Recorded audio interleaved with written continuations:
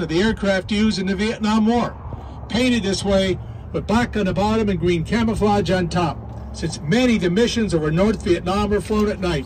From 62 to 74, the United States dropped over 7 million tons of bombs on Vietnam, Laos, and Cambodia. The last B-52 left the assembly line in 62. Today, approximately 58 remain in service, expected to be used until 2050. Go to the right side. On the right side, we're going to talk about the very first two aircraft on your right. It's a collection of Ford aircraft built outside the United States. Aircraft represented here were built in China, France, Germany, Great Britain, Poland, and the Soviet Union. Trainers, fighters, and fighter bombers. The Folan Gnat is a bright green plane on the right of the tram, designed as a trainer for the British Royal Air Force in 1959. This one here is a fourth of 6 prototypes built and tested before the aircraft went into production. The Gnat served as a primary fast jet trainer for the Royal Air Force until 1979. Stay on the right side, because parked right next to the Gnat is the Alpha Jet. The Alpha Jet represents the European answer to the expanding cost of developing military aircraft during the 70s. It was developed as a joint venture by aircraft manufacturers in both France and West Germany. Carries the markings of the West German Luftwaffe, where they were used as close air support fighter bombers. They were also used as trainers in the French Air Force. Most Western European military aircraft since then have been developed as part of collaborations between 2 or more countries, spreading the development costs among the various countries and ensuring a large number of aircraft sales in the process.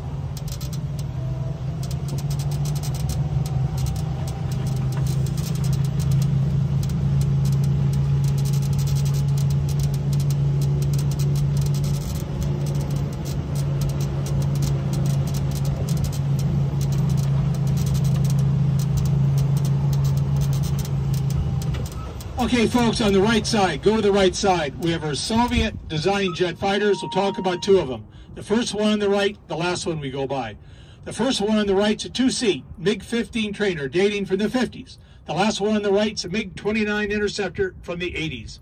While all these aircraft were designed in the Soviet Union, many of the examples here were actually built in other countries such as China and Poland.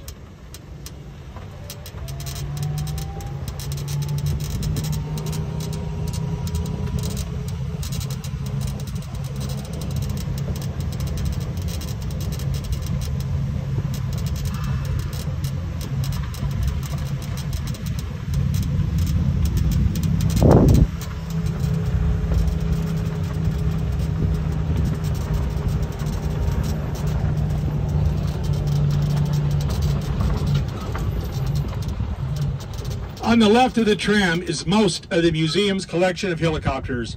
Developed in the 30s, helicopters are designed to take off and land vertically, eliminating the need for large open areas.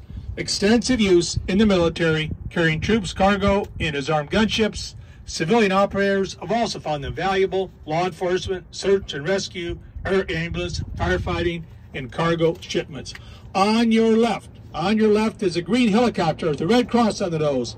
It's a Bell UH-1 Huey, one of the most widely used and popular helicopters.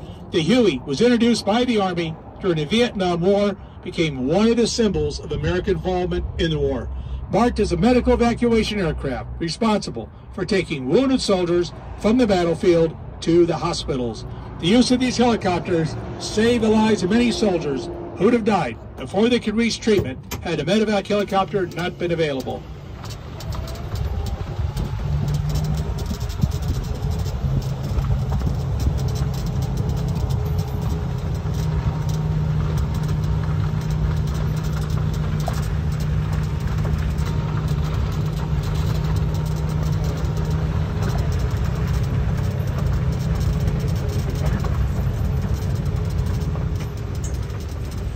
On your right side, one of the largest heavy-lift helicopters developed for the Army is known as the Sky Crane. In the 60s, the Army was looking for a heavy-lift helicopter capable of carrying large objects such as artillery pieces, small vehicles, large amounts of cargo. This helicopter can carry 27,000 pounds. Since its retirement from the military, the Sky Crane has seen extensive use fighting forest fires, logging, construction industry.